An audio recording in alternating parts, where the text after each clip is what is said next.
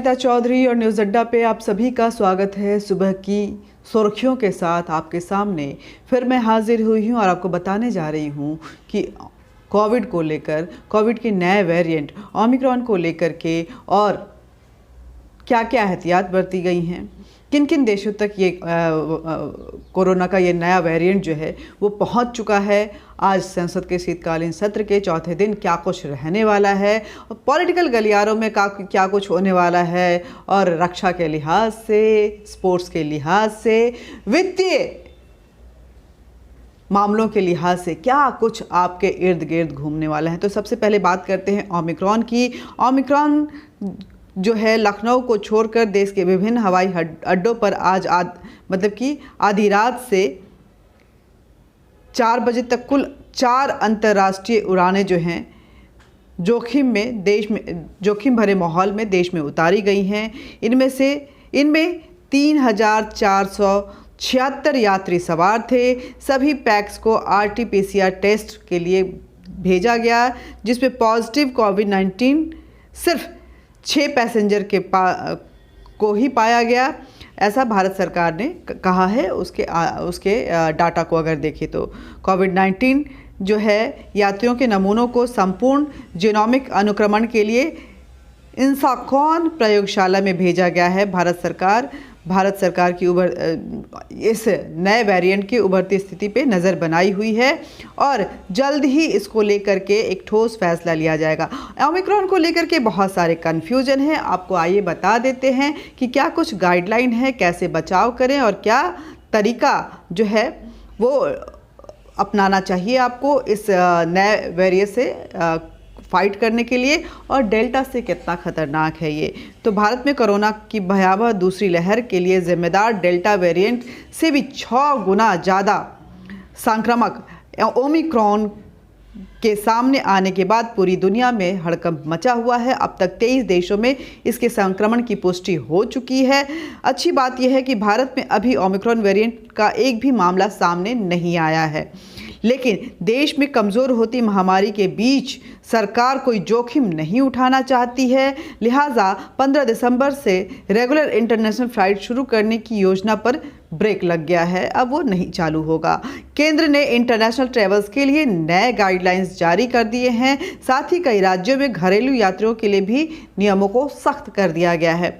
Omicron variant को लेकर चिंता के बीच केंद्र सरकार ने सभी राज्यों और केंद्र शासित प्रदेशों को निर्देश दिया है कि इंटरनेशनल फ्लाइट्स के आने वाले यात्रियों पर कड़ी नज़र रखी जाए।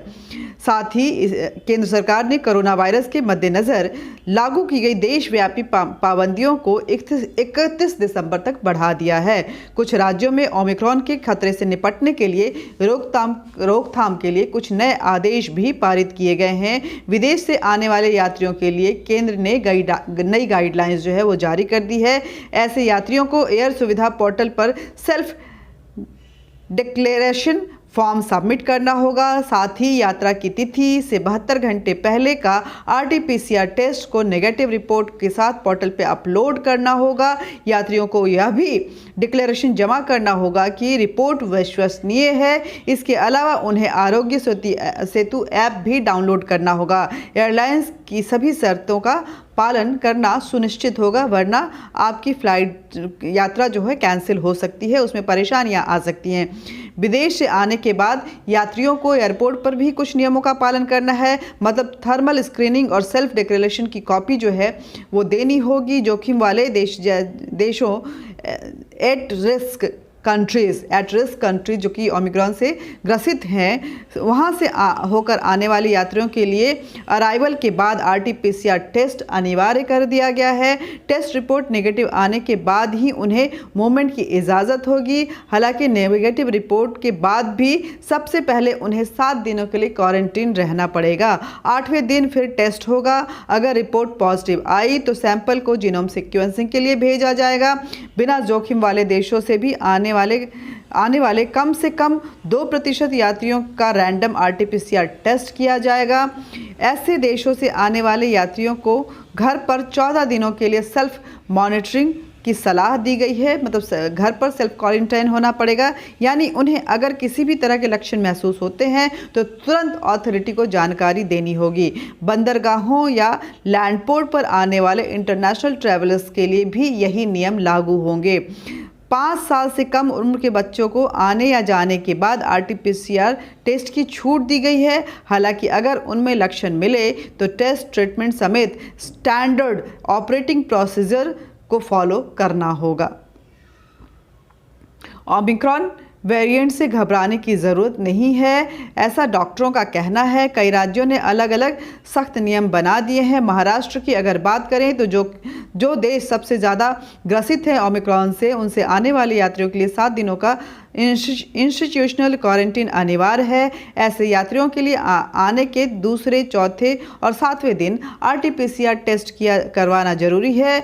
अगर आखिरी टेस्ट नेगेटिव आता है तो यात्री को अगले 7 दिन तक होम क्वारंटीन में रहना होगा। बिना जोखिम वाले देशों से आने वाले, यानी कि जिन देशों में ये खतरा जो है ओमिक्रॉन का कम है या नहीं के बराबर है, अगर उन देशों से कोई यात्री आ रहे हैं तो उनके लिए भी अराइवल पर RT-PCR टेस्ट महाराष्ट्र में अनिवार्य कर दिया गया है। नेगेटिव होने पे 14 दिनों के लिए होम क्वारंटाइन अनिवार्य कर दिया गया है। टेस्ट में पॉजिटिव आने वाले यात्रियों को अस्पताल भेज दिया जाएगा, उनकी जीनोम सीक्वेंसिंग होगी और उसके बाद उस पर जो है रिसर्च चालू होगा। VMC के सर्कुलर के मुताबिक शहर के एयरपोर्ट्स पर आने वाले घरेलू यात्रियों को भी यात्रा तिथि से अधिक 72 घंटे पहले RT-PCR नेगेटिव रिपोर्ट जो है वो देना अनिवार्य रहेगा। इसके बिना यात्रा की इजाज़त नहीं होगी। हालांकि महाराष्ट्र को सलाह दी गई है कि वह केंद्र सरकार के नियमों के मुताबिक अपने नियम को बनाए रखे और सख्ती से पालन करवाए। कर्नाटका की अगर बात करें तो विदेश से आने वाले यात्रियों के अराइवल के बाद RT-PCR टेस्ट जो है अनिवार्य है। 7 दिनों के लिए होम क्वारंटीन है। मध्य प्रदेश में भोपाल से आने वाले उन यात्रियों का RT-PCR अनिवार्य है जिन्होंने यात्रा से पहले टेस्ट नहीं करवाए हैं। जम्मू कश्मीर की अगर बात करें तो जम्मू के डिविजनल कमिश्नर्स ने संबंधित अधिकारियों को आदेश दिया है कि एयर सुविधा पोर्टल पे डेटा के आधार पर जो भी देश सबसे ज़्यादा संक्रमित है उनसे आने वाले यात्रियों के समय पर पहचान की जाए, RT-PCR टेस्ट करवाया जाए, उनको क्वारंटीन में रखा जाए और सभी नियमों का सख्ती से पालन हो। उत्तराखंड की अगर बात करें तो राज्य की सीमाओं पर रैंडम टेस्टिंग होगी। सभी हेल्थ केयर और फ्रंटलाइन वर्कर्स का टेस्ट होगा। जिला और ब्लॉक स्तर पे सभी कंट्रोल रूम 24/7 काम करते रहेंगे। इसके लिए डेडिकेटेड हेल्पलाइन नंबर भी जारी किए गए हैं। कोरोना को लेकर के बनाई गई राज्य सरकार की वेबसाइटों covid19.uk.go.com इन और डैशबोर्ड सर्विसेज पर क्रमशः अस्पतालों में बिस्तरों की उपलब्धता जो है वो समय समय पर अपडेट होती रहनी चाहिए। दवाओं के स्टेटस भी वहाँ पे अपडेट रखना होगा। Contact testing, home isolation monitoring टीमों के लिए भी जरूरी होगा। और दिल्ली की अगर बात करें तो दिल्ली में केंद्र लाइन की गाइडलाइंस को लागू करने के अलावा लोक नायक जयप्रकाश हॉस्पिटल को ओमिक्रॉन वेरिएंट से संक्रमित लोगों के इलाज के लिए जो है वो सुनिश्चित कर दिया गया है। या अगर कोई भी व्यक्ति ओमिक्रॉन से संक्रमित पाया जाता है तो वो लोक नायक जयप्रकाश हॉस्पिटल में उसका जो इलाज है वो चलेगा, वो क्वारंटीन के लिए वहाँ जाएगा और उसके लिए पूरी व्यवस्था जो है की गई है। तो ये जो है वो ओमिक्रॉन जो कि कोरोना का नया वेरिएंट है उसको लेकर के कुछ गाइडलाइंस हैं जो कि जारी किए गए हैं।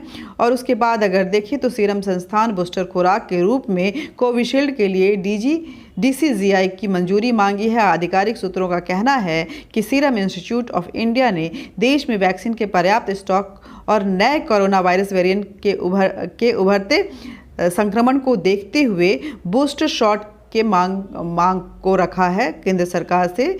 और उन्होंने कहा है कि कोविशील्ड के लिए भारत के ड्रग रेगुलेटर से बूस्टर डोज की मंजूरी जो है वो ज़रूरी है। केंद्रीय स्वास्थ्य ने महाराष्ट्र के अतिरिक्त मुख्य सचिव SEC को पत्र लिखकर कहा है कि वे सभी राज्यों, केंद्र शासित प्रदेशों में दिशा निर्देश का एवं एक समान जो रोड मैप है उसको सुनिश्चित करने के लिए स्वास्थ्य और परिवार कल्याण मंत्रालय द्वारा जारी किए गए दिशा निर्देशों के साथ मुंबई हवाई अड्डे पर अंतर्राष्ट्रीय आगमन के लिए महाराष्ट्र द्वारा जारी किए गए आदेशों को सख्ती से पालन करवाएं। मुंबई में वैक्सीन नहीं होगा तो आपको रिक्शा या ऑटो नहीं मिलेंगे अगर आपने वैक्सीन नहीं ली हुई तो। अगर किसी को बैठाया या सफ़र किया तो गाड़ी चालक और ग्राहक दोनों को 500 रुपये जुर्माना देने होंगे। एट रैंडम ये जो सर्टिफिकेट है वो आपसे कहीं भी मांगा जा सकता है। हालांकि इसका ग्राहक और ऑटो चालक दोनों ने विरोध किया है, लेकिन ये कोरोना से बचाव के लिए एक सख्त नियम कह सकते हैं कि है। इसी बीच में सिकिया तूफान के 2 दिसंबर को पश्चिम बंगाल की खाड़ी में आने की संभावना जताई गई है। 30 नवंबर को भारत मौसम विभाग ने कहा है कि 2 दिसंबर को बंगाल के मध्य खाड़ी में चक्रवाती तूफान आने की संभावना है। दक्षिण थाईलैंड और उसके आसपास के क्षेत्रों में एक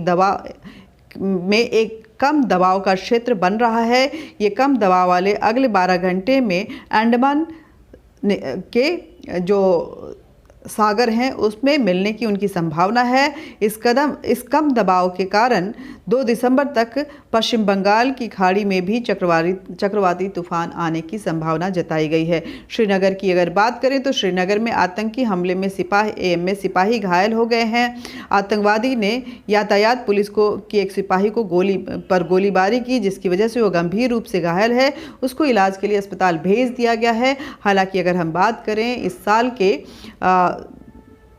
आतंकवादी गतिविधियों और सुरक्षा बलों के उस पर कार्रवाई को लेकर के तो बड़ी कामयाबी मिली है। इस साल लगभग 166 आतंकवादी जो हैं वो मारे गए हैं सुरक्षा बलों के द्वारा।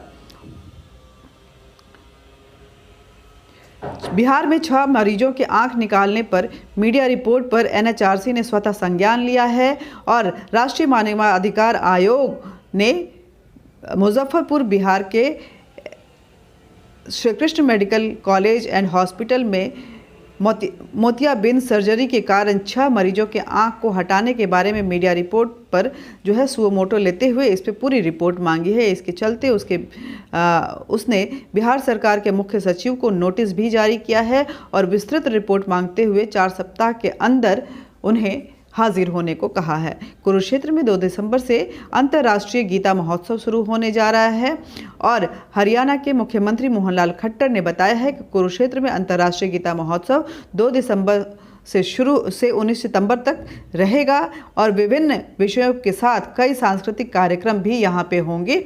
मुख्य कार्यक्रम 9 से 14 दिसंबर के बीच होंगे और लगभग कुल 3.5 लाख लोगों को विदेशों से भी जोड़ा जाएगा।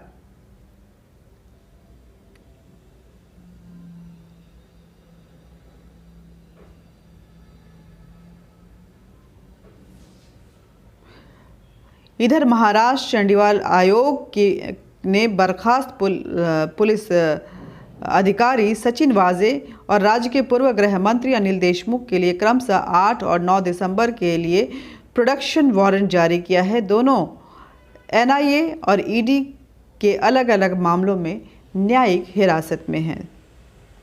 शीतकालीन सत्र का ये 4था दिन है दिल्ली के और इस दिन क्या कुछ रहने वाला है ये हम आपको ज़रूर बताएंगे शाम तक। लेकिन कुछ चीज़ें जो हैं वो जो है जो 12 सांसद जो निलंबित किए गए हैं पूरे सत्र के लिए उसको लेकर के हंगामा ज़रूर होगा, ऐसी उम्मीद जताई जा रही है।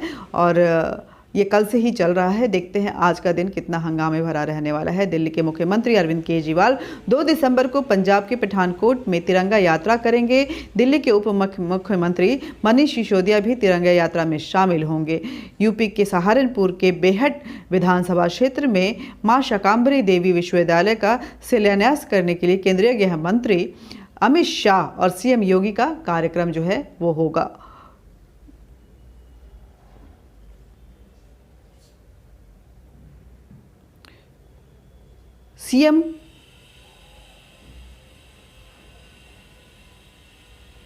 उत्तर प्रदेश की अगर बात करें तो उत्तर प्रदेश के मुख्यमंत्री मेधावी छात्रों को छात्रवृत्ति देंगे और कुछ छात्रों से संवाद भी करेंगे। मुंबई में वैक्सीन नहीं तो सीएम ममता बनर्जी ने शरद पवार से मुलाकात की थी। भाजपा के खिलाफ मजबूत विकल्प तैयार करने की उनकी एक कोशिश है।